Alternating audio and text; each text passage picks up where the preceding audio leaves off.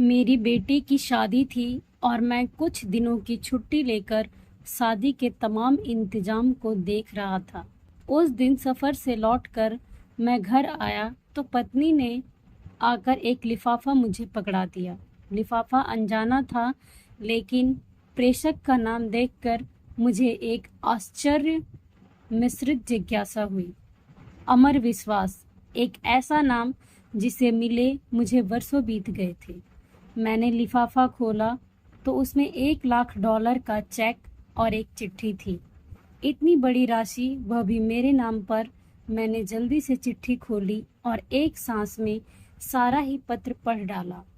पत्र किसी परी की कथा की तरह मुझे अचंभित कर गया। लिखा था, आदरणीय सर, मैं एक छोटी सी भेंट आपको दे रहा हूँ। मुझे नहीं लगता कि आपके एहसानों का कर्ज मैं कभी उतार पाऊंगा।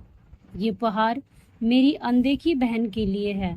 घर पर सभी को मेरा प्रणाम। आपका अमर। मेरी आंखों में वर्षों पुराने दिन सहसा किसी चलचित्र की तरह तैर गए।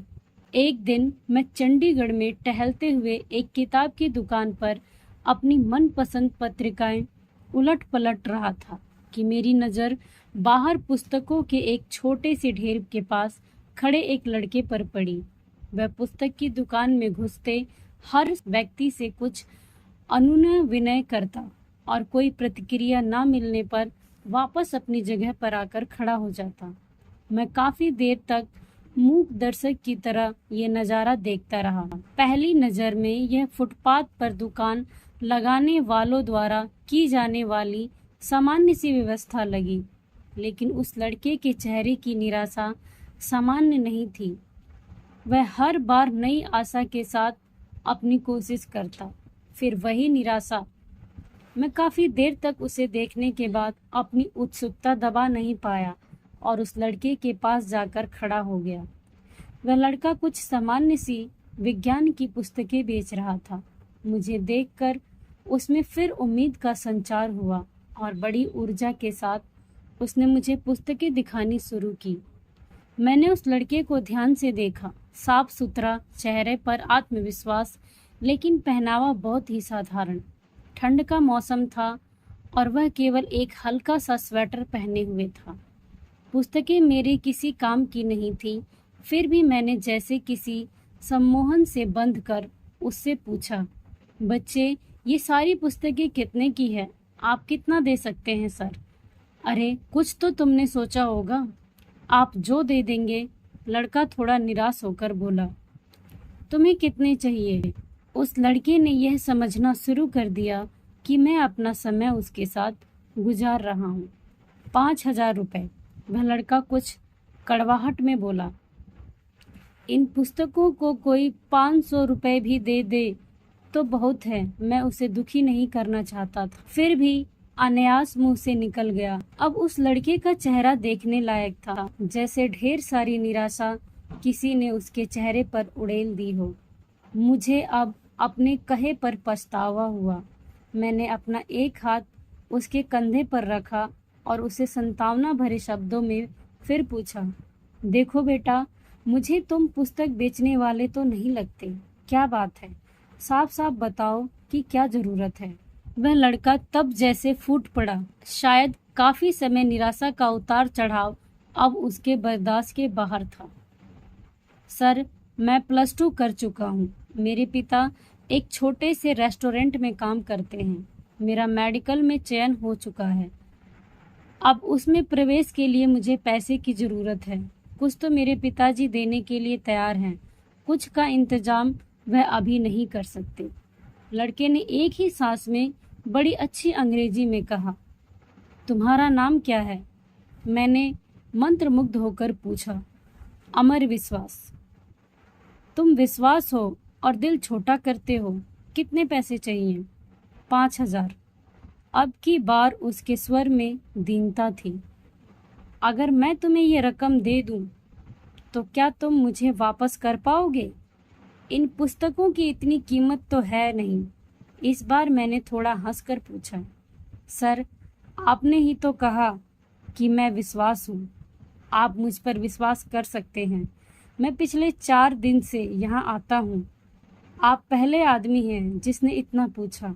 अगर पैसे का इंतज़ाम नहीं हो पाया तो मैं भी आपको किसी होटल में कप प्लेट धोता हुआ मिलूँगा।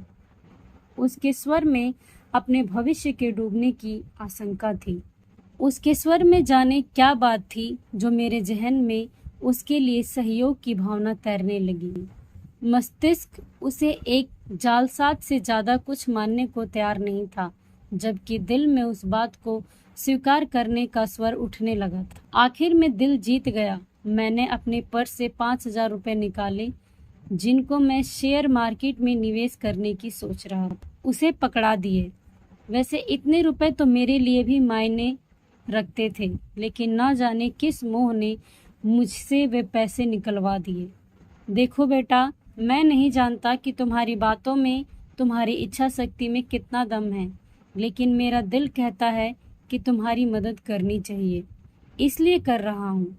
तुमसे 4-5 साल छोटी बेटी भी है मिनी।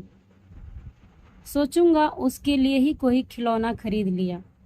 मैंने पैसे अमर की तरफ बढ़ाते हुए कहा। अमर हतप्रभ था। शायद उसे यकीन नहीं आ रहा था। उसकी आंखों में आंसू तैर आए। उसने मेरे पैर छुए तो आंखों से निकलती 2 बूंद मेरे पैरों को चूम गई। ये पुस्तकें मैं आपकी गाड़ी में रख दूं? कोई ज़रूरत नहीं है, इन्हें तुम अपने पास रखो। यह मेरा कार्ड है, जब भी कोई ज़रूरत हो तो मुझे बताना। वह मूर्ति बनकर खड़ा रहा और मैंने उसका कंधा थपथपाया। कार स्टार्ट कर आगे बढ़ा दी।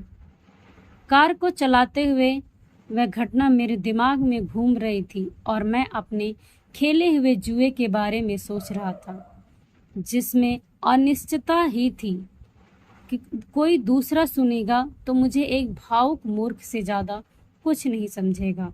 अतः मैंने यह घटना किसी को न बताने का फैसला किया। दिन गुजरते गए। अमर ने अपने मेडिकल में दाखिले की सूचना मुझे एक पत्र के माध्यम से दी। मुझे अपनी मूर्खता में कुछ मानवता नजर आई। एक अनजान सी शक्ति में, या कहें दिल में अंदर बैठे मानव ने मुझे प्रेरित किया कि मैं 1,000-2,000 रुपये उसके पते पर फिर भेज दूं। भावनाएं जीती और मैंने अपनी मूर्खता फिर दोहराई। दिन हवा होते गए।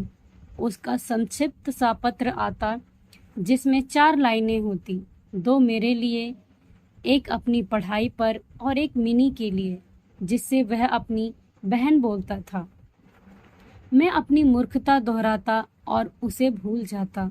मैंने कभी चेष्टा भी नहीं की कि उसके पास जाकर अपने पैसों का उपयोग देखूं।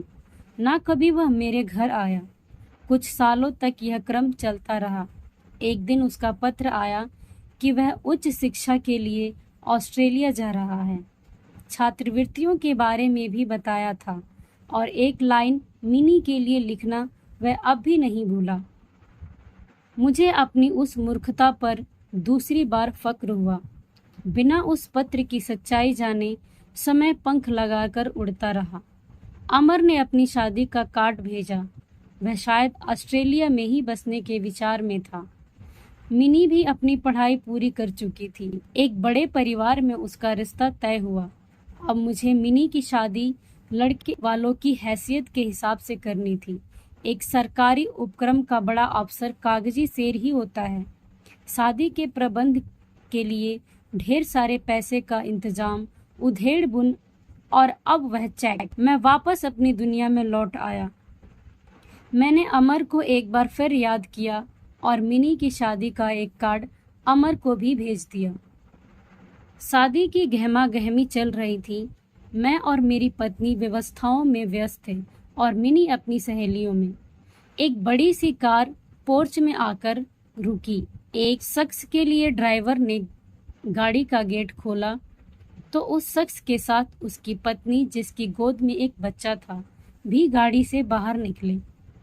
मैं अपने दरवाजे पर आकर खड़ा हुआ तो लगा कि इस व्यक्ति को पहले भी कहीं देखा है। उसने आकर मेरी पत्नी और मेरे पैर छुए। सर, मैं अमर, वह बड़ी श्रद्धा से बोला। मेरी पत्नी अचंभित सी खड़ी थी। मैंने बड़े गर्व से उसे सीने से लगा लिया। उसका बेटा मेरी पत्नी की गोद में घर सा अनुभव कर रहा था। मिनी अब भी संशय में थी। अमर अपने साथ ढेर सारे उपहार लेकर आया था। मिनी को उसने बड़ी आत्मीयता से गले लगाया। मिनी भाई पाकर बड़ी खुश थी। अमर शादी में एक बड़े भाई की रस्म हर तरह से निभाने में लगा रहा। उसने ना तो कोई बड़ी जिम्मेदारी मुझ पर डाली और ना ही मेरे चाहते हुए भी मुझे एक पैसा खर्च करने दिया। उसके भारत प्रवास के दिन जैसे पंख लगा कर उड़ गए। इस बार अमर जब ऑस्ट्रेलिया वापस लौटा तो हवाई अड्डे पर उसको विदा करते हुए न केवल मेरी बल्कि मेरी पत्नी मिनी सभी की आंखें नम थीं। हवाई जहाज ऊंचा और ऊंचा आकाश को छूने चल दिया और उसी के साथ साथ मेरा विश्वास भी आसमान छू रहा था। मैं अपनी मूर्खता पर एक बार फिर गर्वित था और सोच रहा था कि इस नश्वर संसार को चलाने वाला कोई भगवान नहीं, हमारा विश्वास ही है।